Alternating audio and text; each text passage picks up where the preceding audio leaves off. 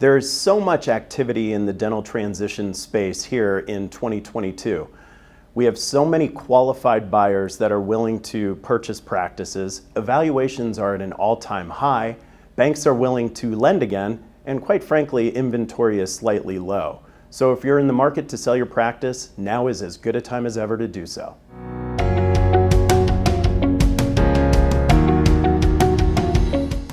So first and foremost, I think it's important to approach this topic with an open mind. Historically, there's seemed to have been a stigma of sorts when the term DSO or corporate dentistry has been thrown around.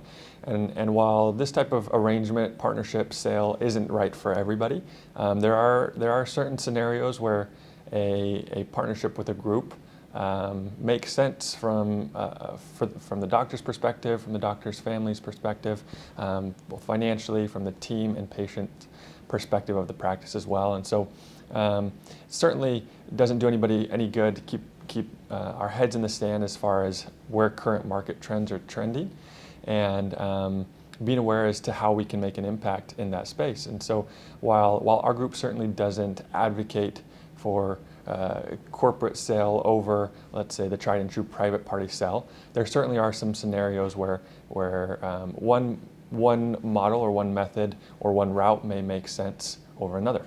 I think there are two main points to consider if you have a desire to explore group sales. Number one, primarily, what is your clinical timeline? Currently, most groups are going to require a partnership of anywhere from about 3 to 5 years, 3 minimum, on average, closer to the 4 to 5 year commitment post-partnership. And so if you're looking at your situation and you feel you have some runway still left and a good 4 or 5 plus years left where you can do some chairside dentistry and continue to work hands-on in the office, then now may be the right time to explore a partnership of this type, given where valuations currently are. The other important thing to keep in mind is what is your preference when it comes to operational autonomy?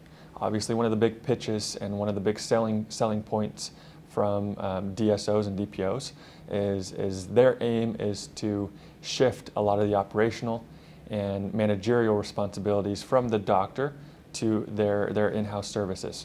And so if you're a person that feels like you could truly benefit from having some of that taken off of your plate and free up some time to focus more so specifically on chairside and clinical work, then it may be a model that would be a great fit for you. On the flip side of that, if you're somebody that likes to be involved in the operational and the business side of running a dental office, then perhaps forfeiting some of that autonomy, so to speak, may not be ideal for your situation. Speaking specifically to doctors that feel like a partnership with a DSO or a DPO is something that they're interested in exploring, the first thing I would say is don't go at it alone. These groups have entire teams dedicated to business development, sourcing deals, looking at practices. They're very astute when it comes to evaluating different deals, and you'll definitely want somebody in your corner to help advocate on your behalf. Now, in addition to that, some things that you're going to want to be aware of are when evaluating a potential partnership or offer from these groups is how is the valuation of your practice being determined? EBITDA, I think, is a hot term that's often thrown around when it comes to these types of conversations. How is that EBITDA being calculated? And another item to really vet out is what is the structure of the deal that's being proposed. There's any number of ways that these deals can be structured. Oftentimes there will be some type of cash component, some type of perhaps equity component, or sometimes even performance holdbacks. All of these can pretty dramatically affect the economics of the deal itself, and so you want to make sure that whatever structure is being proposed, that is being set up in a way that's going to benefit and be the right fit for your situation.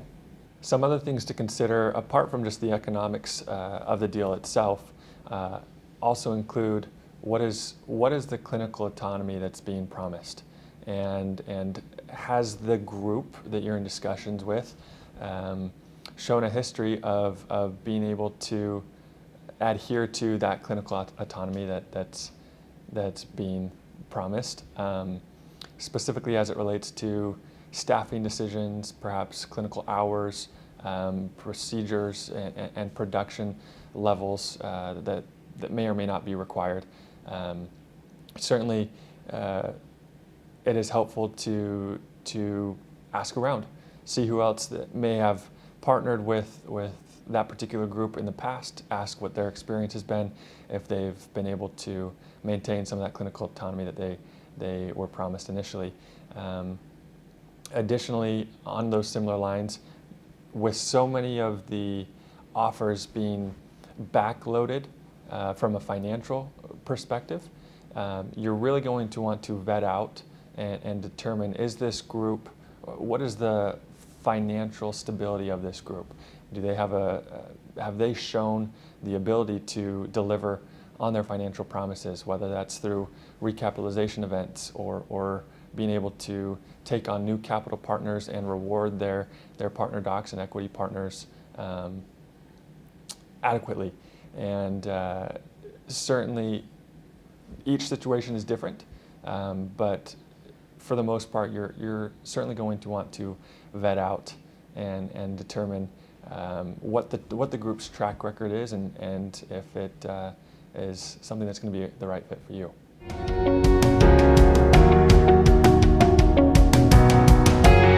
The reality is, it's a very interesting time in the dental space right now. We're seeing a lot of capital flow into the industry from DSOs and private equity groups. Many of these groups promising enticing valuations that are oftentimes backloaded economically to incentivize doctors to partner now and be able to earn some substantial payouts down the road. And that's certainly not a trend that we see going away anytime in the near future. On the other side of things, when it comes to private buyer market, we're seeing a few factors as well. Number one, simple economics of supply and demand. There are plenty of private buyers out there looking for practices, and the reality, there are more buyers than there is inventory, which has caused obviously prices to increase as well. And on the flip side of that as well, we've got historically very low interest rates, meaning cash has been cheap. Lenders have been willing to finance up to 100% of transactions plus working capital, which has enabled many buyers to come into the space and acquire practices with 100% financing. So in conclusion, on those points, looking from the private buyer side, while we're certainly facing increased rates in the near future, the reality is rates are still at historical lows. And couple that with what we saw a couple years ago with more buyers coming into the market and into the space due to the COVID dynamics, I think our private buyer market is going to remain strong, and there's going to continue to be high demand on that side. Now, on the corporate side, I don't think it's any doubt that love them or hate them, DSOs, DPOs, private equity is here to stay. And there will continue to be capital inflows from these groups, which will in turn demand higher valuations and continue to support this seller's market that we've seen over the last several years.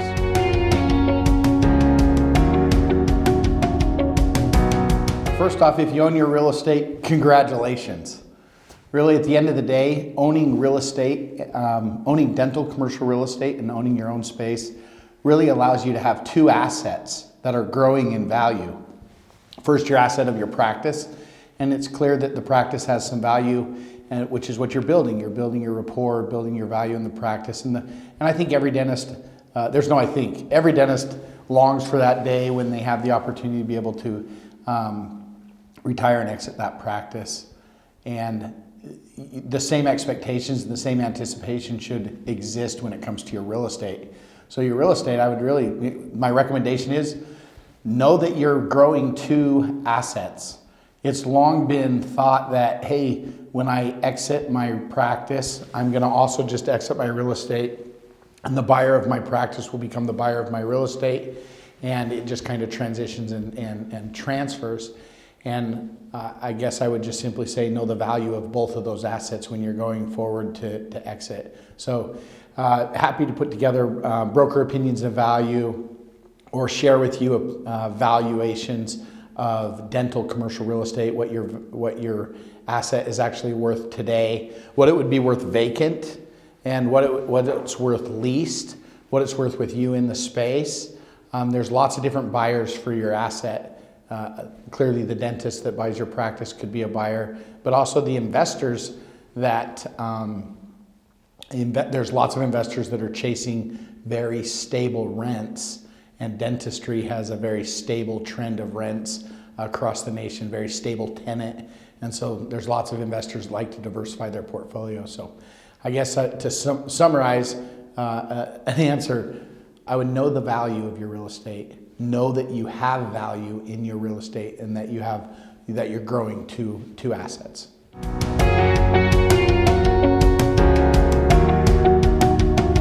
Let's give a little bit of history. I think that'll be helpful and informative as we move through this. So here's a couple of thoughts.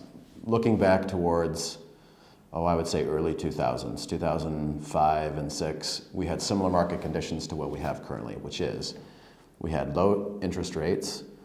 At the time, we thought we had high construction costs, not compared to today, but for then it was high. But one of the differing factors is between then and now is we had developers that could afford to buy the dirt, build the building, and sell it to the end user, and make enough margin and spread in that to actually earn a living. That was then. The issue that changed is when we hit 2007, kind of the back half of 2007 and into 2008, we had the whole subprime mortgage crisis. We had the collapse of Lehman Brothers. We had a real shock to the financial system. And because of all of that, the real estate market, which is cyclical like all other markets, it tended to take a nosedive. And for the next 5 years, no one was buying. And no one was buying for a couple of reasons. One, because we were scared. We didn't know really where the future was headed and what the state of the economy was going to be. And two, banks were very hesitant to lend money at that point, so the supply of capital got really constricted. So with those two things kind of playing off of each other, it just was really a hard time during the commercial real estate space. So what we're seeing today is we're seeing similar economic indicators to what we saw in the early 2000s prior to that Great Recession. Right now we're at all-time highs for land, we're at all-time highs for construction costs. Interest rates are still at historic lows, but climbing because we're experiencing inflation. So the difference between 2006 and today, generally speaking, is no longer can the developers afford to buy dirt and build a building and sell it to an end user and make enough money in it. So we really, at least in the Phoenix submarket, we haven't seen new medical office condos delivered since 2007. I mean, it's been really, really rare. I can think of maybe since then one project that's been delivered to end users for purchase. So what that does and how it changes for dentistry in general, specifically, I guess, is that there's very little product out there for purchase these days, especially if you want new and you want to move into a new submarket that's a bunch of new homes are being developed and new rooftops are coming. All of that product that's being delivered is for lease. Okay, now, if we again kind of rewind back to 2007, what we were seeing typical lease rates then, depending on little individual submarkets within the valley, but generally speaking, you could expect to pay $21, $22 a square foot, plus triple nets. And a triple net lease structure is by far the most common lease structure that's going on in our state. Today, that same type of retail product, that's grocery store anchor, that's got, a little bit of restaurant, a little bit of, a nail salon and other types of retail, tenants that are in there. That same type of product that's being delivered today is now asking between mid-30s, mid-40s, and higher as far as price per square foot, plus those triple net costs. And so what we'd like to see historically, when a dentist looks at their balance sheet, specifically at the line item that is either a mortgage payment for real estate that they own, or specifically in our discussion here, a lease payment, what they typically like to see, or what we like to see, is that dentist keep that line item between about 7 and 8-ish% of collections. So today, because of the rising costs of lease rates, we're seeing that line item be pushed on that dentist P&L from 7-8% upwards, typically now between 8 and 12%. So what that means to the end user is it's forcing dentistry as an industry to become more efficient, right? We gotta be better with our time. We gotta be able to produce more dentistry in less space for less cost, and that's all while we're being crunched with insurance reimbursement rates that are going down, staff that's, and we'll address this question specifically in a minute, but staff specifically are getting more and more expensive. With inflation that we're facing, all the supplies and the equipment that we need to deliver clinical dentistry are going up. So it's really forcing us as an industry to get better at our craft and what we do. Okay, so that rent rate and those lease rates are affecting the dental industry in multiple areas. Specifically, if you're looking at a second location or a scratch start, you're facing this and you're living this on a daily basis. But for those who are currently in a space, here's how it's affecting you. And we see this every day, and I'm going to use the term never. Never, ever renew or sign any document relating to real estate, whether it's a lease, a purchase, an expansion, a renewal. Never sign that document unless you've got some professional help guiding the process. Specifically, look, whether it's us and we specialize in dental commercial real estate, or it's someone else that specializes in commercial real estate, get some help. And so for anybody who's listening to this podcast, today or whenever it is that you're listening to this release, we're offering a free lease review. Okay, we'll put together a lease abstract for you. It won't cost you anything, but we'll line out for you all of those pertinent and important pieces of information so that you've got a document, whether you put it in a physical file, whether you scan it and put it on your computer, however it is that you want to store that. We'll create that document for you so that at least you're armed with good information.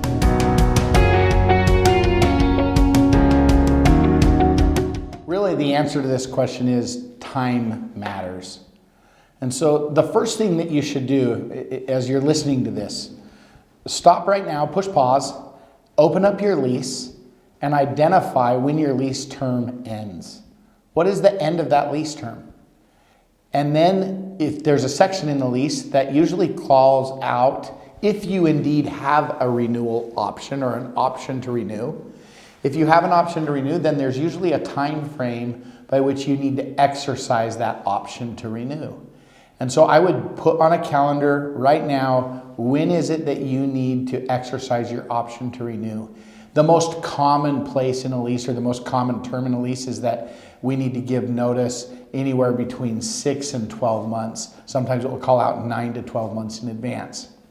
And so if you fail to give written notice to the landlord of your right to, or your option to renew, then you lose your option and you go, basically a landlord's obligation to have you continue as a tenant is no longer present. And so the first recommendation is know what your critical dates are, and then work backwards from those critical dates. So typically at Menlo Group, what we say is you should be looking at those critical dates, know when it is, and we should sit down and have a real estate strategy meeting with you anywhere between 18 to 24 months before your lease renews. We would love to sit with you, we'd love to meet with you, we'd love to review your lease and be able to call out, hey, here's where you are in the market. We call it a mark-to-market survey. The mark being what your current lease is, and the rent, the market being whatever the market is. So let's say today you're paying $24 triple net, and the market you're in is actually at $28. You knowing that the average lease space in the market around you is $4 a square foot higher, what does that do for us? That helps us be able to make strategic decisions to go early, to go often, to look for alternate buildings, to look for alternate strategies that allow us to create leverage on your behalf. And so the best renewals are renewals where we have time to strategize, time to look for alternatives, even if the conversation is, there's no way I'm moving, I love it right here, this is where I'm going to be, this is where I'm going to practice for the rest of my career. Great, that can be a great conversation. The next conversation is, how do we create leverage and make sure that you get the best optimal renewal? And leverage renewals aren't just about price per square foot. Renewals are about terms in your lease. For example, does your lease have the proper language that allows for a lease assignment? Does your lease have a relocation clause that allows a landlord to relocate you anytime they wish? And if it does, what are the terms by which the landlord could relocate you? Typically when you sign a brand new lease, you're early in your career, you have less financial stability, and so it's super common for a landlord to ask for a full personal guarantee for both you and your spouse, if you're married, to be able to sign and personally guarantee the performance of your entity on that lease. And so usually on lease renewals, we're able to limit those guarantees and be able to pull back that liability from you personally and transfer it more to the vehicle of your LLC. In addition, one of the most common, I'll say mistakes, or one of the most common mistakes in a lease renewal, especially if a dentist is doing it directly with the landlord, is to actually not have another option to renew. And I've used this phrase, and my clients will know that I use the word never. You should never be in a lease without an option to renew. Never. That is a bad leverage place for you. And at the end, and I have plenty of experiences where I have stories where the landlord has literally just come to a tenant, a super solid practice, really good location, retail, and the landlord in a Fry's Plaza, and the landlord just comes and says, "Thanks for being here. It's been great to have you here for 15 years. You've been a great tenant. Thank you. We have other plans for your space." I've seen dental space get absorbed from large tenants next door. When a landlord doesn't have the obligation to renew your lease, or you don't have the right to renew, then the landlord can do what they wish with their space. It's their real estate. It's their space. You've lived your covenants. They've lived theirs. And you've lived up to your obligations. So it's just not a real healthy place for you to be without an option to renew. So there's a lot of other terms besides price per square foot that we negotiate with on lease renewals. But there's plenty of horror stories out there where I'm dealing with a client that did not exercise their right to renew correctly, and were hit with a 25-30% increase in rate and a 10-year lease on a renewal, that have basically said, you know what, we need to go elsewhere. And they made the decision to relocate, primarily because the owner's position coming back to them has been at market, and they lost their terms that were given to them in the lease renewal. So to summarize my suggestions, number 1, pull out your lease. Number 2, know when your lease ends. Number 3, know when the critical dates are to begin conversations with the landlord. Number 4, we would love to help you.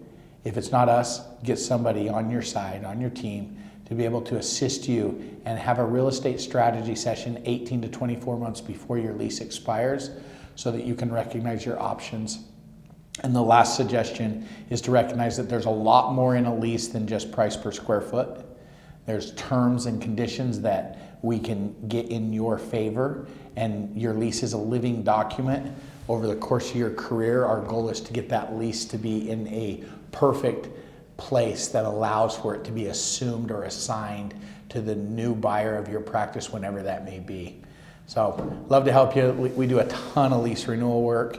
We do a lot of work with clients in this section of strategy to be able to help better your practice position and be able to better position yourself from a liability perspective, both personally and with your business entity.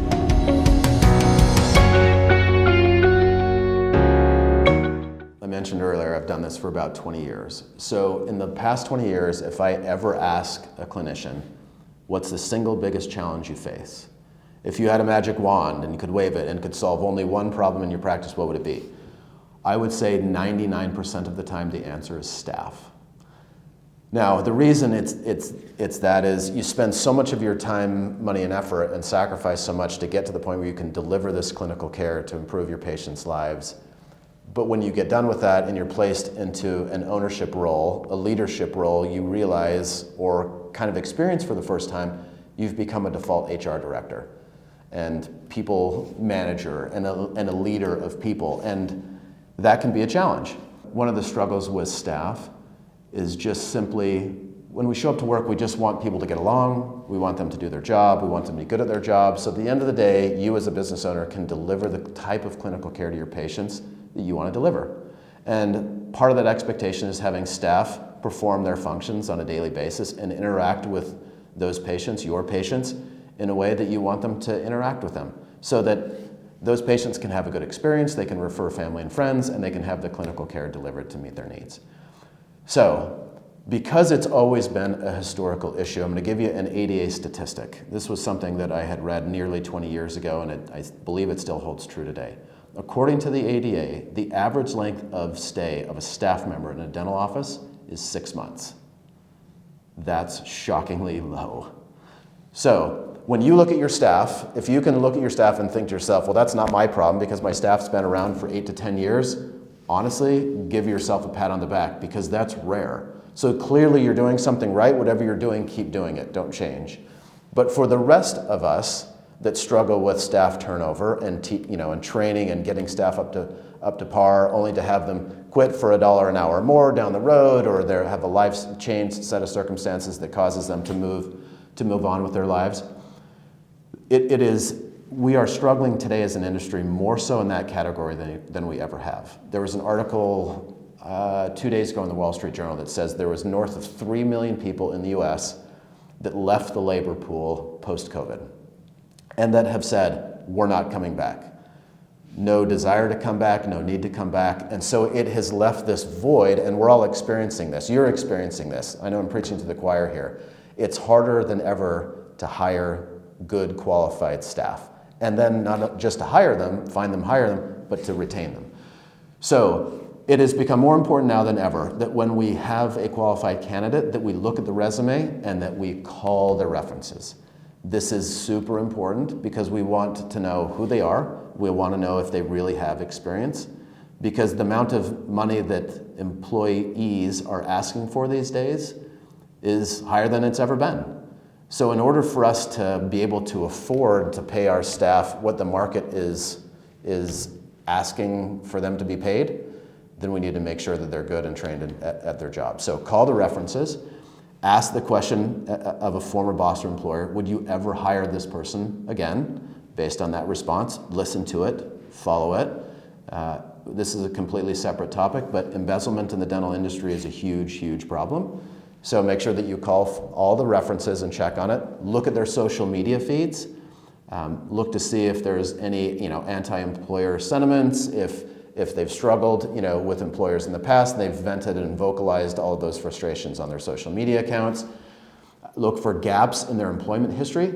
If there's any big gaps and significant gaps, ask the candidate what the reason and cause behind that gap in employment was. So once we qualify and get and hire qualified staff, great. How do we keep and retain them is the next question. So now more than ever, it becomes important to leverage technology. So the staff that we have, they want to go to work and they want to enjoy where they go to work. They want to get along with their fellow employees. They want to have clear expectations and job descriptions. So the more that you can specifically lay out in clear communication what their roles and expectations are, the more that they feel confident that they can meet or exceed those expectations. So clear communication is one, leveraging technology is another. If you're calling patients in today's day and age and reminding them for appointments, stop. There are better ways, more efficient ways to do that. That actually, by the way, are less expensive than paying an employee to call and take the time needed to call all those patients to remind them of those appointments. If you're not automating a lot of things in your practice, if you're still handing a patient as they walk in, either a new patient or an existing patient, and they're in for a restorative appointment, if you're handing them a clipboard with a hard piece of paper on them for them to fill out their medical history, stop. There is so much technology out there that's cheap, that's efficient, that saves time, that saves money, that whether you reach out to us, that's great. I'm happy to get on a phone call with someone and guide you in the process of what's out there and what your options are. Ask a colleague, ask friends at a study club. But there's really good technology out there that you can leverage. And the more we leverage that, the more we take some of these mundane tasks away from the current employees and allows them to focus on things that bring a little bit more job satisfaction for them. Okay? So clear expectations, leveraging technology, and just always communicating with your staff to check in with them to say how they're doing, what improvements that they have. Dentists and good business owners who run thriving practices have found that they don't have all the answers, because none of us do. But if we can leverage the experience of our team, because we're all rowing in the same direction, if you will, we all have the same common goals and values, then your staff will come up with a million different things and improvements that otherwise you may never think of on your own. So if we can row together as a team, if we can truly structure more of a team environment, you'll find that you have better success, your patients have better clinical experiences in your practice, and they then will refer more family and friends because they're comfortable with the care that they're receiving at your practice.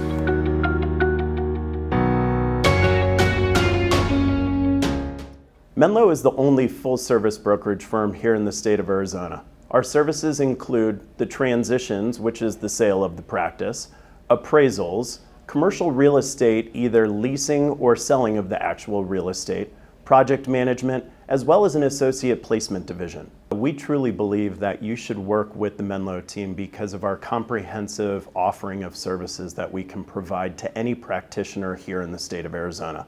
At Menlo, we are experts in our field, doing over hundreds of different transactions, whether in the transition space or in the commercial real estate space. Dentists can get in touch with Menlo through our website, either menlotransitions.com or through menlocre.com. On the website, you'll be able to find all sorts of useful information, including any sort of contact information, as well as the services that we provide.